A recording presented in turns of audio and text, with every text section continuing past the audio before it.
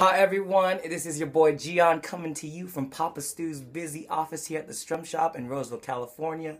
I got the most valuable time ever to hang out with the one and only brother Kalei Gamiao. He just did his sound check, sounding great. My face is still melted.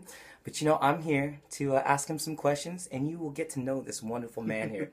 So Kalei, aloha, welcome to Roseville. Thank you. How have things been since you've been here, about a couple hours? Right? It's been great. We got here about 2 o'clock in the afternoon, and the first thing we did was grab something to eat. But we loved it. I mean, it was a nice drive. Traffic wasn't so bad, and then we walked into this awesome shop that you guys got here. We just got all excited. So no potholes though, right? No. I heard in Hawaii there's a pothole. Oh my God, Hawaii is pretty bad. I'm seriously, but see, the funny thing is that in Hawaii the road construction all happens at the same time. So yeah, so when they fix the road, there's like multiple lanes in the freeway that's shut down at the wrong time too. So sometimes you don't have to go to school or go to work. Sometimes no. I wish I didn't have to like. Oh, I was about to say.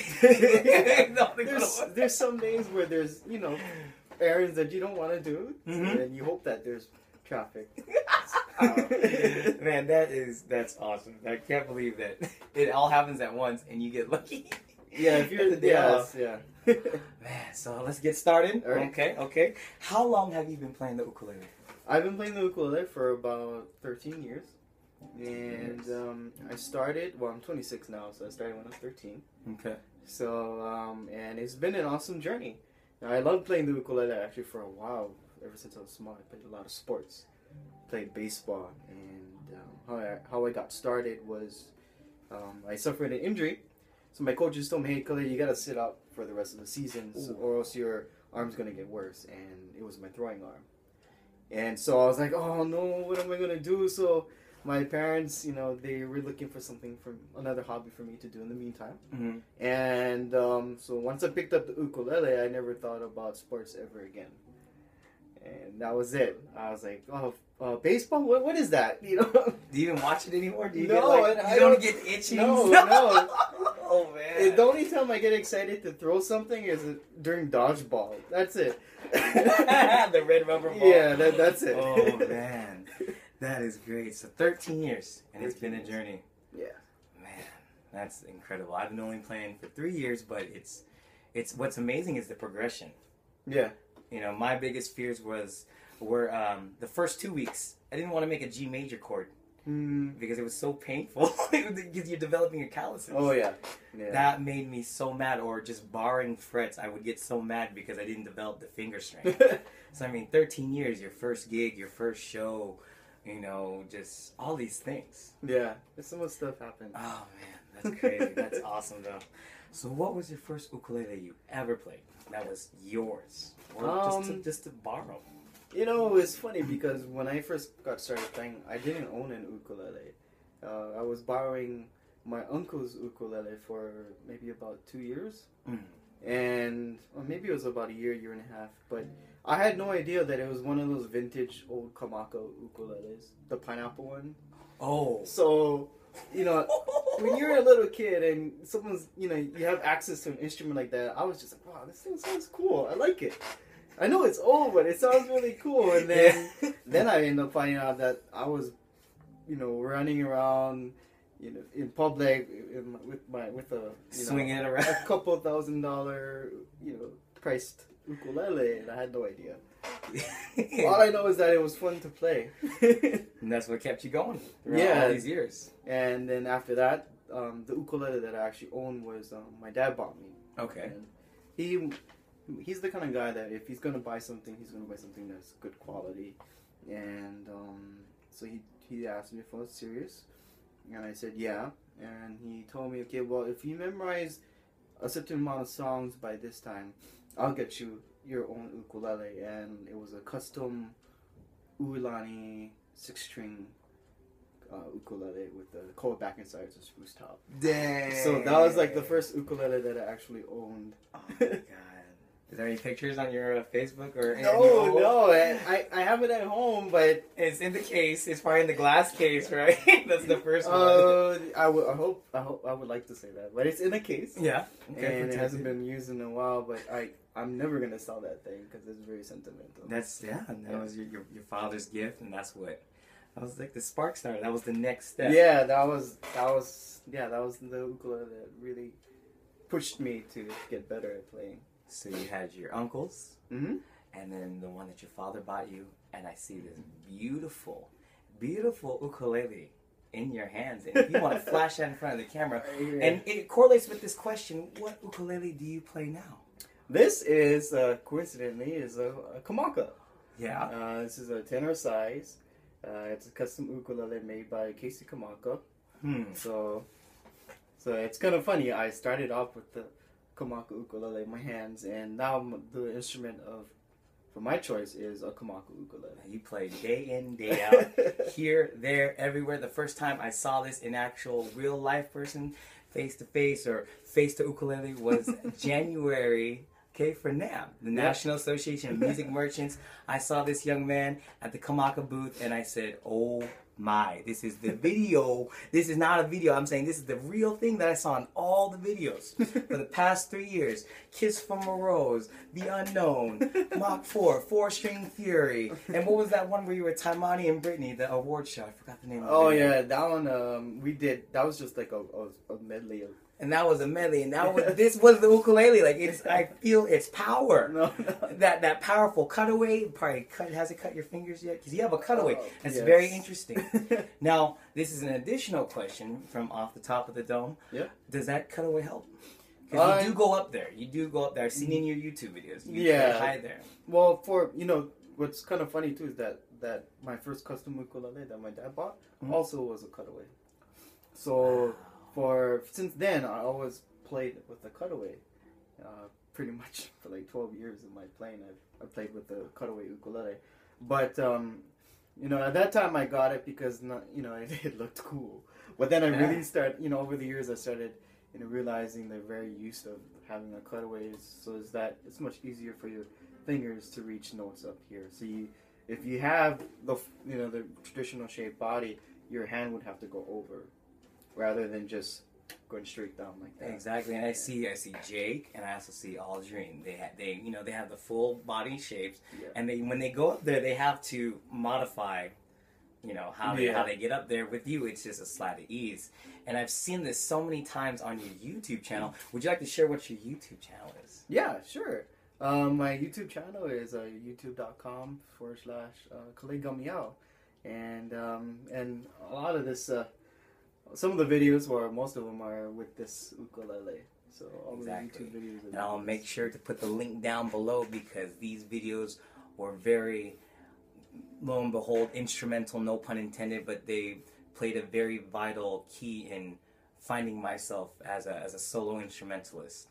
I knew of Jake's and I knew of Aldrin's style of play, Craig Cheese, Sarah Maisel, but what did Brother Kalei had to say? What did he have to share? And his take on instrumentals are just amazing, and it made it really comfortable to go beyond what everybody hears, what everybody wants to play mainstream wise, and so it made it to where it was cool to use space to play soft. To start off soft, then go loud, or just start loud and then end softly. Yeah, or you can just go loud all the way. Yeah, you go. You got 4 strings. You only have so many options. Yeah. And this guy makes illusions. It's amazing. It's amazing. He does this thing with his 2 fingers, and I'm going to learn about it in the workshop tonight, hopefully. But you can find that video on YouTube, and I'm going to put the link to his personal YouTube. It'll be awesome. So I just asked you that. What type of ukulele you play? And why do you play it? Why do you play a Kamaka? Besides the sentimental reasons of the very first one from your uncle, the pineapple. Why? For me, it's I actually tried out at the time when I was playing ukulele for about 4 to 6 years. There was only a few brands out there, and that's back at home. Yeah, this is back at home, and even in the mainland too. There wasn't hundreds of thousands of brands as we are now. Yeah, okay. And so the ukulele craze wasn't as crazy as it is now.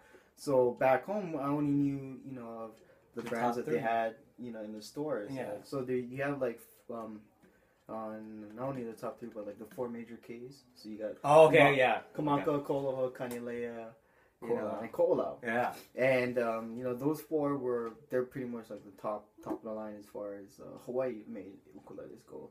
And so I tried those out. I even tried some other brands as well, Mm-hmm. but I found that the Kamaka matched my style more than the other ones. It responded well to how my fingers attacked the strings, and it just felt comfortable in my hands. And it wasn't. I didn't just choose Kamaka because they've been around for the longest, or they're like the best in the world. But like they're the best. Kamaka ukulele is the best for me, for my style. For his style, his vision, your passion, it suits it. Yeah, just Is that fair to say? Yeah. Just does everything I needed to do, and for every person that's going to be different. Of course, not everybody wants to wear a pair of Nikes. Yeah. Not every girl wants to wear the same type of heels. I don't want to wear heels. I'm not a girl. I'm just saying maybe I want to wear Reebok. I don't know. So it's a preference, Yes. and that's why you are with Kamaka. Yeah. That's why you chose. I'm sorry, you chose to play Kamaka. Yes. There you go. So, as we may have figured out already, by your doodling, your little note picking here and there, pretty chords, high G or low G. I prefer high G. And why is that? Why a high G? Because even though it's very traditional, there's some pretty unique voicings that you can get with a high G that you can't get with a low G, and vice versa. Mm-hmm. My style incorporates a lot of right hand techniques where I don't really just hold chords and then pick melodies. I try to incorporate the two and do them as almost at the same time. Almost like mimicking piano. Yeah, kind of mechanics? like a piano, and yeah, like exactly, because like that was a very big influence on my playing with piano players, because they like to do stuff like, and without this high string, you can't really get that harp sound to it. With the low G, I would suggest that's really good for people who are gonna be playing and singing, because it fills up that kind of stuff. Or if you're gonna be playing a lot of chords, but there are a lot of good solo ukulele players that play low G. Kim Hussey is one of them. Yes. And not only him, you got Brittany Paiva, Taimani Gardner, Herb Botha Jr., and in fact, James Hill was playing low G for a while, or should I say low A? No, hey, the Canadian tuning. So, Yes. but yeah, it's just preference. It's just it's what my ear likes to hear. Exactly. And if the shoe fits, then wear it. Yeah. If the shoe fits, wear it. Don't That's get perfect. another size. Yeah. No, you gotta wait and order the right size. Okay, so I've just learned that you've been playing for 13 years now. Yes. And I've gone on my journey for now just a little over 3 years. What advice could you, not just give to me, but could you give to any ukulele player, beginning, intermediate, advanced, professional?